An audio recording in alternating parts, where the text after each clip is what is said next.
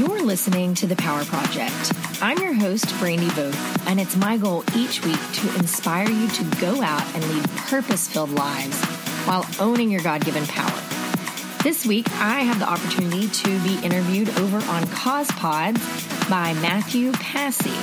Mathew's created Causepods to interview people that are using their podcast to raise awareness for a good cause. Now, this can be social justice movement, nonprofit, charity, or just anyone looking to make and create a positive impact in the world, from the local to the global level. Now, not only is he using this podcast to raise awareness, but he's also using his podcast to raise funds for the nonprofits that he features. So not only do I get to chat with him about a cause dear to my heart, I also get to help raise money for Refuge for Women, North Texas. So let's jump right in, shall we?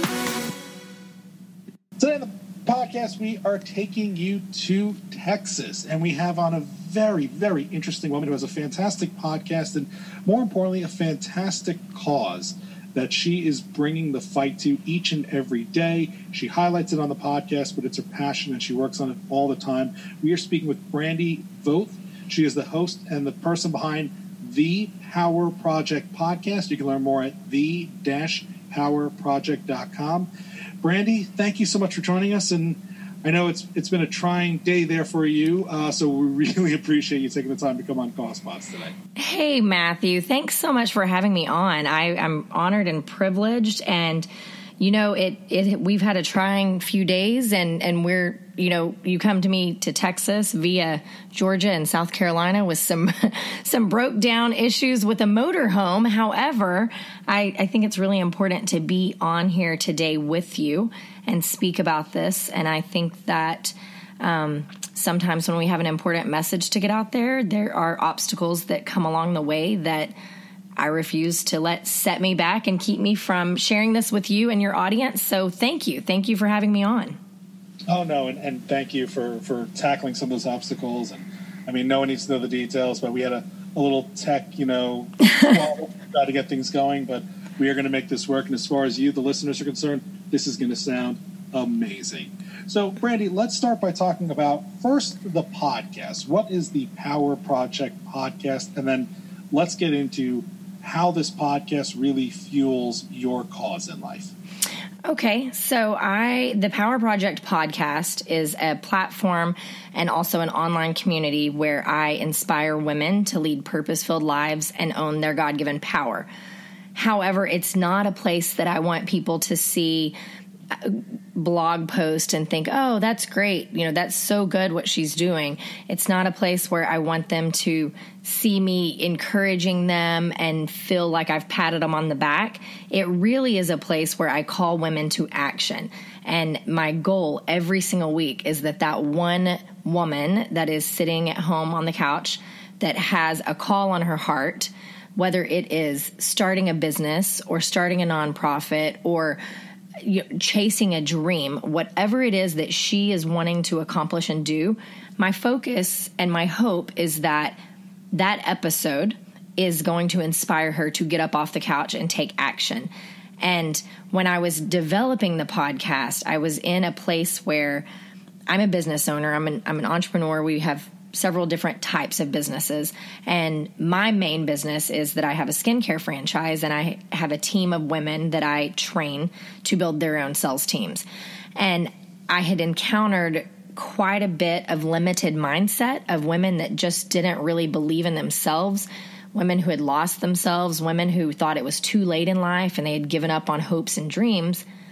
And meanwhile, I had become at the same time involved in the fight against human trafficking. And I had become really involved with some incredible people that were doing massive things to fight this global epidemic. And I was meeting women that said, hey, I'm going to start this nonprofit and I'm going to build aftercare homes for traffic survivors.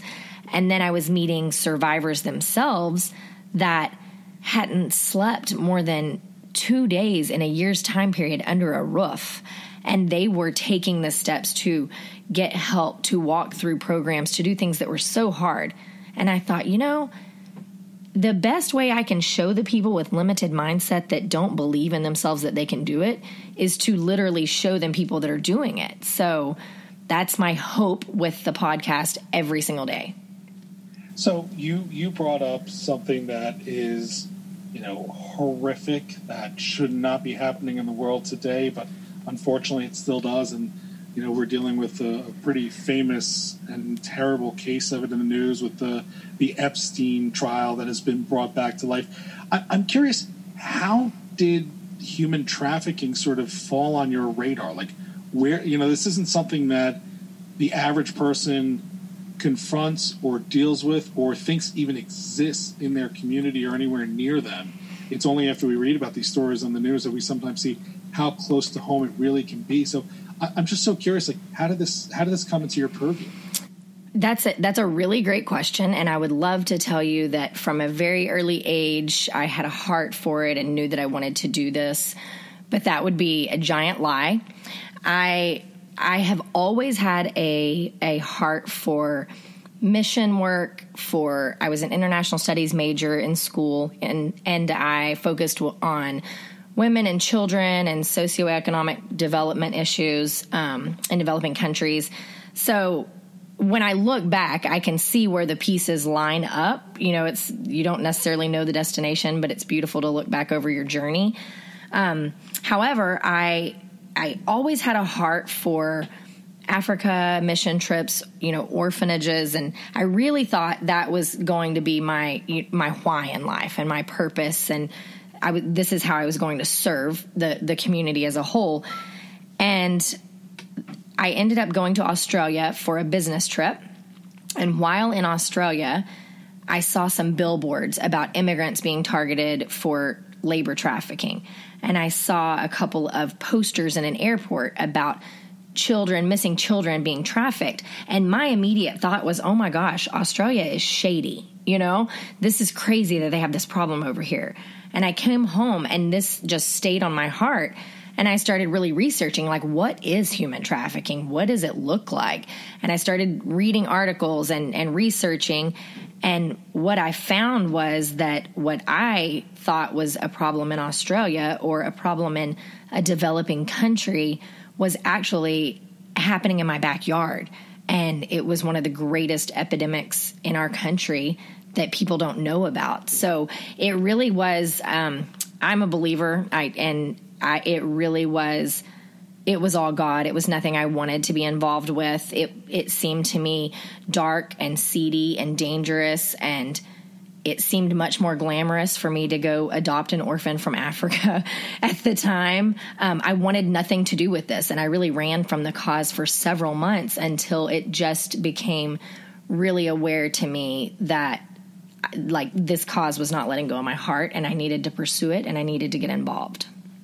So when you say it was in your backyard, like, was there some direct exposure? Did you see it on the news? Like, how did you realize that it touched so close to home? So when I started digging into it and knew that I needed to be involved with it, I started speaking with local organizations. I found A21, which is Christine Cain's anti-human trafficking organization. It's a global organization.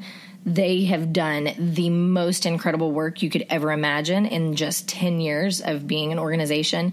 They're really leading the front, and they start with a grassroots level with taking people in your local community, teaching people what it looks like, educating, and then they're fighting it on a global level, both in the United States, in Greece, in Thailand, in all over the world. There are stations.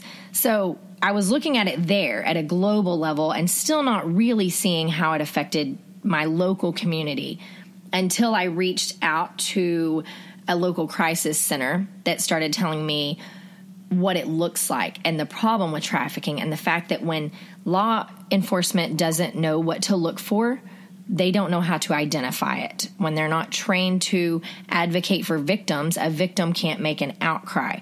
So there's a lot of misinformation surrounding it, and it's happening in so many communities, but people just don't have the resources to stop it. And so there's a large casino that is about 5 miles from my house.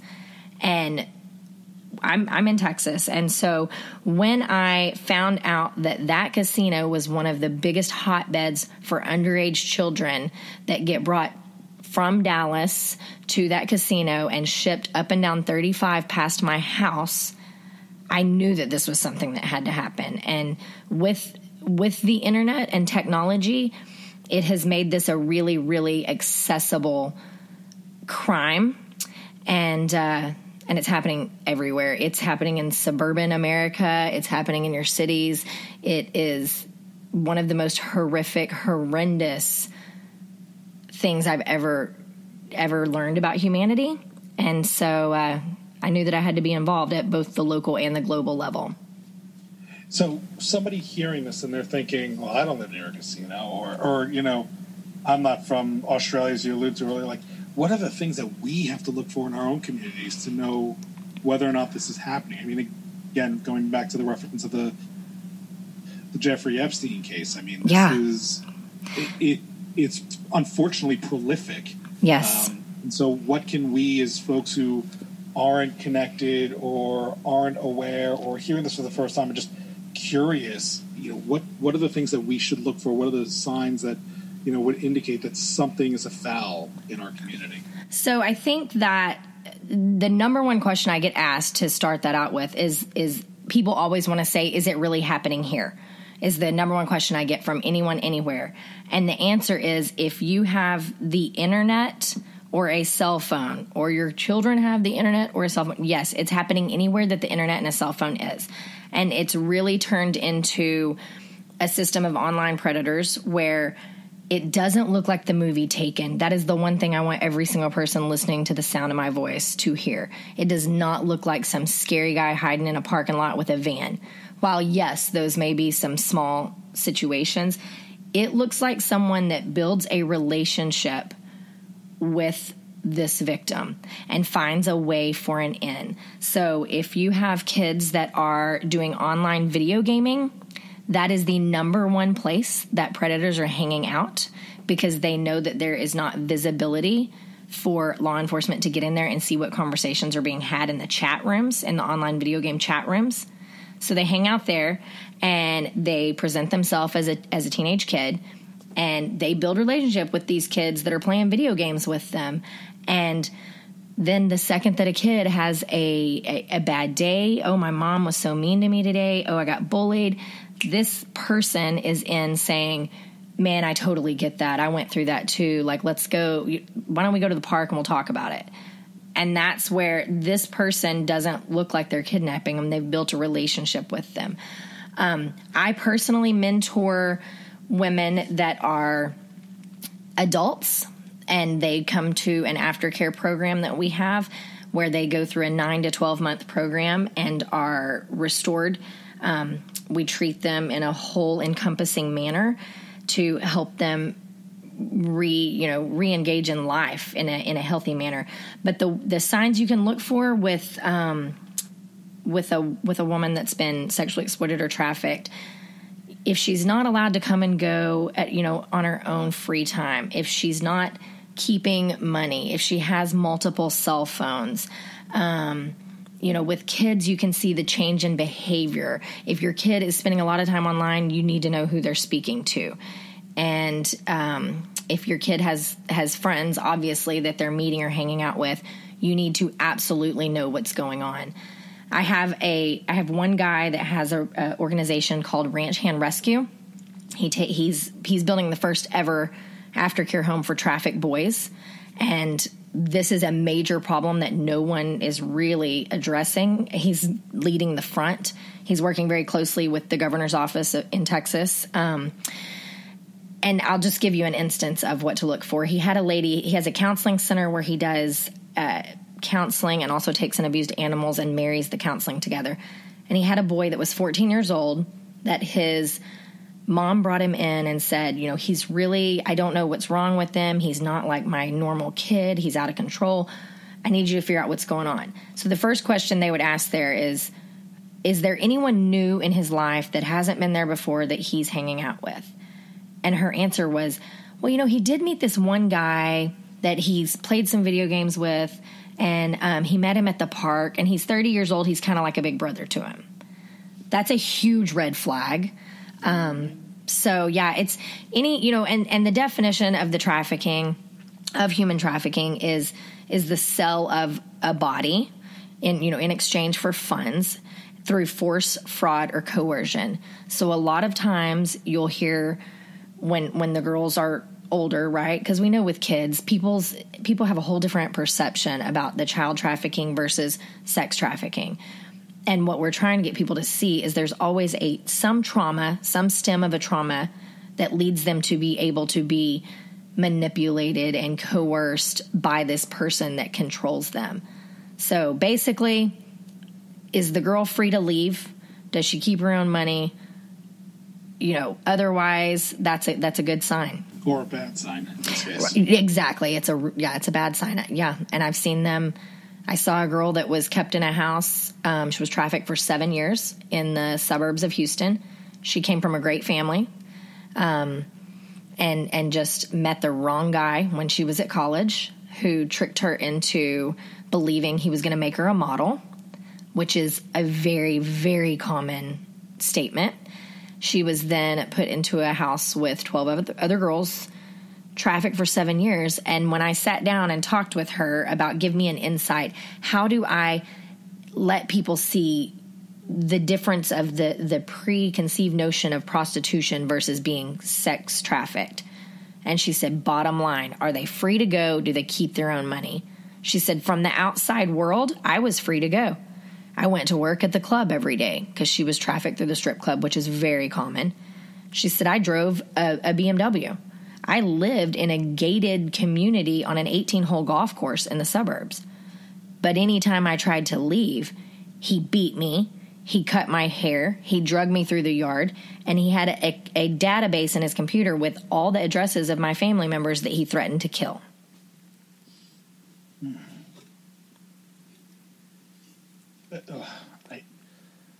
I can't even. I mean, just the fact that, like you said, this is happening to someone who is living in what others would view as the ideal life, with the nice car and the nice home and the nice community and the gates and everything. It's just so shocking how prevalent it is in what seems like normal society. And I don't like to give facts and figures because so much of trafficked victims never make an outcry. So much is never reported. So much changes from day to day. But I will give you this, and this is a pretty accurate number. As of 2 years ago, there were 79,000 children, roughly, that were being trafficked in the state of Texas. Wow. Just in the state of Texas. Just in the state of Texas. That's horrific. So I'm curious, going back to the sort of the connection that you made to this awfulness that's happening in the world and how you're trying to empower some of these victims, in particular some of these women, like what has been some of the case studies, I guess, or some of the examples of folks who have found solace in what you do on the podcast, specifically as it relates to this stuff? Well, I think, I'm a person that I cover a lot of areas in life, right?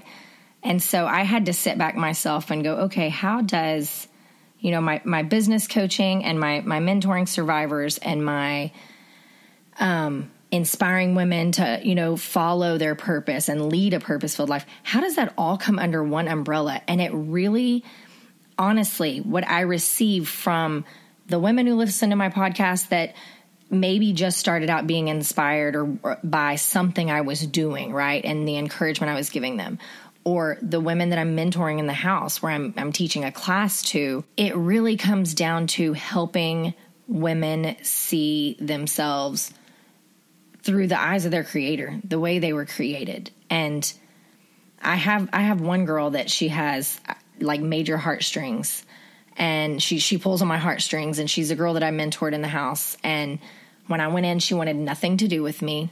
She had been through major trauma her whole life, and she didn't want to do the class. And I watched her transformation through the process. And I watched her come to me and tell me after attending a retreat that a volunteer had provided for the girls in the house to go to. And she said, Miss Brandy, she said, I just need to tell you what happened this weekend. She said, I fell in love with Jesus and I saw myself the way he made me, and I don't need a man to fulfill me. And just the restoration of this girl. Now listen, the odds and the chances of women, kids with this type of trauma going through a crisis center, going through an aftercare program, and returning to the world and staying on course and not ever falling back into a trap with some people that they've ran around with before.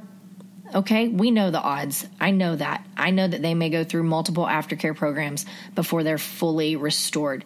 However, I can walk away saying that I know at the time that I was there in their life, I served them the way that I was called to serve them, and I hope that they remember those words down the road. I hope so, too. And I hope everybody hearing this who one, they'll want to check out the Power Project first and foremost, but two, even if they don't, that they just take heart to those words, that they just, realize that we all have our potential and no one deserves to be treated any less than others. It's such a simple, concise message, and it is one that we fail so many people. Yeah.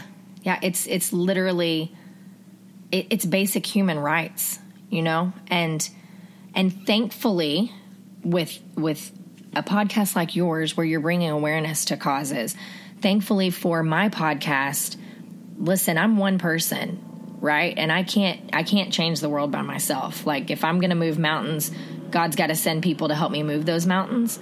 But thank goodness in 2019, with all the ugliness around us, I can sit here and use this piece of technology to bring awareness to someone that either A, knows nothing about this and wants to get involved with the cause, or B, is trapped in some type of hell that they need out of, and they can find a way to contact a 21 organization to help them, or Refuge for Women to help them, or Ranch Hand Rescue. And so as long as I have the breath and the means to do it, I will utilize that platform to bring awareness. I think that's awesome. Now, I just feel like I have to get into some of the Causepod traditional questions. And so just to quickly, pivot a little bit, why podcasting? Why this medium for spreading the message versus some ways that you could have? Yeah. Divine design. I mean, I listen to podcasts I'm a huge podcast junkie. That's what's always on in my car. And I was writing a book and working on getting a blog up and running, and I just really thought I needed to do a podcast. I have no radio background. I am not fond of the sound of my voice. I'm very aware that I'm nasally and raspy. And I'm not techie at all. Like your podcast sounds amazing. Mine's not the quality. But content, man, I've got the content. But it was put on my heart that I was supposed to start a podcast, and I had put it off. I'd had a microphone for several months, but just couldn't pull the trigger on launching.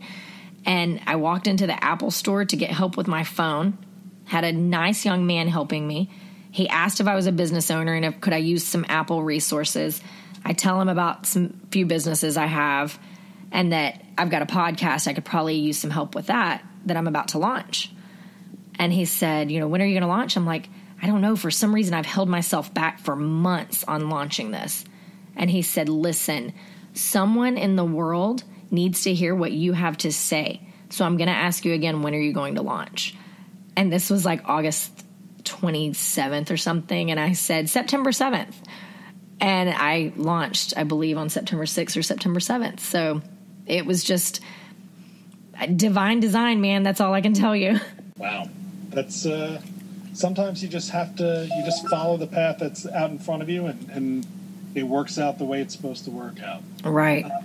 So then, I suppose that would be sort of your advice for others who are in a space, who are looking to have a positive impact on the world, who are trying to get the message out there, and who are thinking, should I do a podcast? Is it complicated? Besides just the go do it? What other advice, whether it's on the tech side, the marketing side, like what would be the one thing you would say to someone thinking about this, like this will help you get it done? So I think for starters, done is better than perfect. And even if it's terrible in the beginning, you can build on it. You can get better. Google was my best friend. And I'm talking like Google, like, hey Siri, like what is a metadata? Hey Siri, what's an SEO? You know, I mean, literally when I say I'm not techie, I needed some help. And I laughed about the fact that I looked like my 70-year-old grandma trying to learn how to use an iPhone, to learn even how to operate GarageBand. So my advice is find someone who's done it that's willing to offer some information to you. There's plenty of podcasts out there that tell you about getting started with a podcast. There's plenty of YouTube videos. And the one thing I would go back and do differently, I didn't schedule things ahead of time because I had topics of subjects I wanted to do, but I didn't have guests lined out on a calendar, on a schedule. So I really ran for the first several months like a chicken with my head cut off. So you can alleviate a little pressure on yourself if you can just sit down and create a content calendar. You know, be flexible with it. You can change it, but know what direction you're heading in. Very, very cool. Well, you should check out the Power Project. It's the-powerproject.com. More importantly, if you want to help out in this really worthy cause that Brandy is fighting for, trying to raise awareness, trying to help folks out, trying to get them into a better situation, we're going to set up a link so that we can send some donations to Refuge for Women North Texas. If you want to check it out on your own, we'll obviously have a link in the show notes, but you can also go to rfwntx.org. Brandy, it has been such a pleasure chatting with you today. Thank you for making this happen today. Thank you for what you're doing, and thanks for joining us here on Causepods. Thank you so much, Matthew, and thank you for what you're doing. It makes a difference, and I think that we can all make a difference together. You guys, I think the work that Matthew is doing with Causepods is so incredibly important. To have one platform that brings people's attention to those that are raising awareness, that are fighting injustices, that are trying to make an impact in the world is such a beautiful mission. If you haven't already, go subscribe to Causepods podcast. Go give them a review, rate them, share them on social media, because I think we can do so much more together. And this is an important mission that he is doing. You can find out more about what Matthew has going on and follow other interviews with other guests on causepods.org. As always, if you enjoyed what we talked about today, do us a favor. Give us a review, give us a rating, make sure you've subscribed, and share with all your friends on social media. I can't wait to chat with you next week, but until then, go out and live your best purpose-filled lives.